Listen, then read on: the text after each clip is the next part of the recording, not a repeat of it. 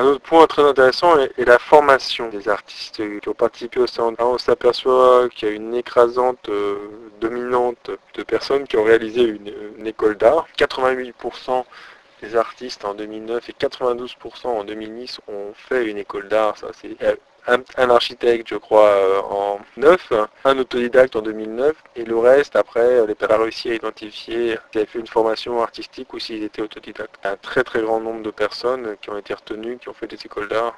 Et encore, ce chiffre du nombre de participants ayant réalisé une école d'art n'inclut pas les artistes qui présentent leur travail dans le cadre de l'invitation de leur école. Par exemple, la Villa Arson en 2009 ou les Beaux-Arts de Lyon en 2010. On peut même noter qu'il y en a quand même beaucoup qui ont fait les Beaux-Arts de Paris. Beaucoup, c'est-à-dire plus de 16 artistes retenus en 2009 ont fait les Beaux-Arts de Paris et plus de 17 en 2010. S'il y avait un même taux de réussite pour les élèves des Beaux-Arts que pour les autres artistes qui ont postulé au salon d'art contemporain de Montrouge, ça voudrait dire en 2010 qu'il y a eu près de 310 étudiants des Beaux-Arts de Paris qui ont postulé pour être retenus au salon d'art contemporain de Montrouge. Et donc avec le taux de réussite qu'on a vu plus haut, voilà, ça leur ferait les 20% de réussite en 2010.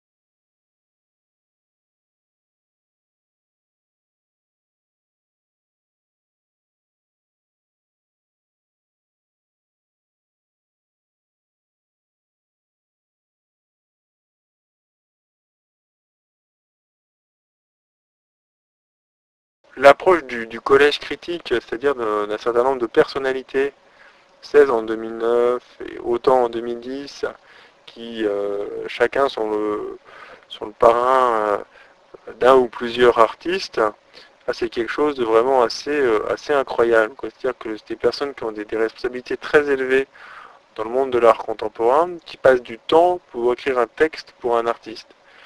Donc là, si c'est des artistes qui ne connaissaient pas du tout avant, ce qui doit être le cas pour quand même un grand nombre, c'est quand même extrêmement remarquable. Chacun peut avoir plusieurs occupations. Les personnes du collège critique ont écrit en 2009 entre 2 et 8 textes sur les artistes. Mention spéciale à Franck Lamy et à Sari Stenser qui ont écrit 8 textes. Yves Brochard se défendant assez bien avec 7 textes. Puis après on retrouve Leslie Compan et Emmanuel Lequeux avec 6 autres textes. On fait l'hypothèse que le commissaire d'exposition en 2008, il avait déjà à peu près une vingtaine d'artistes qu'il connaissait avant, sur lesquels il pouvait avoir un a priori quand même très positif. Ça fait un taux de succès d'environ 19% pour les artistes qui ne connaissaient pas le commissaire. Si on considère que tous les membres du jury, l'artiste invité et le commissaire connaissaient chacun 2 artistes, le taux de succès pour ceux qui ne connaissaient aucun membre du jury, ni l'artiste invité, ni le commissaire, est donc de 4,4% en 2009 et 3,1% en 2010. Donc moins d'une chance sur 25 d'être sélectionné en 2009 et moins d'une chance sur 33 en 2010 pour ceux qui connaissaient personne du comité de sélection.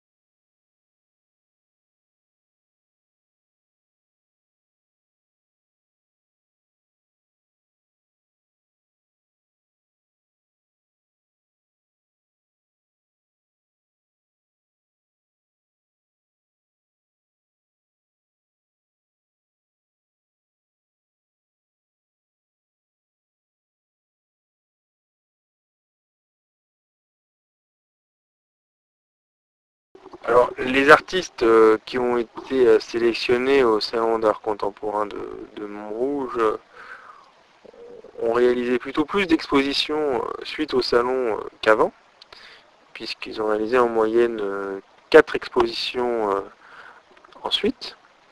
Toutefois, bien sûr, c'est des artistes de qualité. Le Salon d'art contemporain de Montrouge n'existerait pas. Il ferait quand même beaucoup d'expositions. Le Salon d'art contemporain est une brique dans leur parcours. Donc là, j'ai évalué à peu près 20% le nombre d'artistes qui avaient fait aucune exposition suite au Salon d'art contemporain de Montrouge.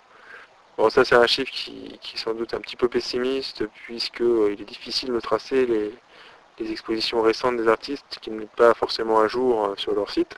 Par contre, en moyenne, ils ont quand même réalisé plus d'expositions qu'avant le Salon d'art contemporain de Montrouge, donc avec tous les dispositifs qui sont mis pour la promotion des artistes, effectivement, ça semble un petit peu porter et contribuer à leur reconnaissance. Le Salon d'art contemporain de Montrouge vient s'ajouter dans leur parcours à d'autres événements.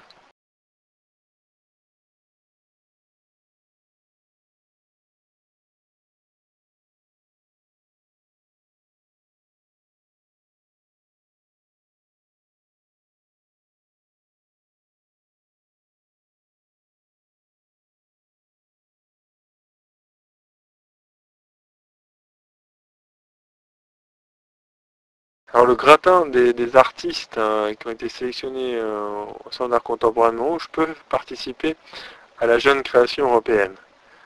Là, il y en a eu 9 de sélectionnés par exemple en 2009, ce qui nous fait à peu près 10% des artistes retenus. Donc la probabilité pour quelqu'un qui postule au Salon d'art contemporain de Montrouge de participer à la jeune création européenne est à peu près 0,5%, c'est-à-dire il y a une personne sur 200 qui pourrait y participer en 2009, et en 2010, là c'est de 0,3%. Donc à peu près une personne sur 300, c'est quand même assez sélectif.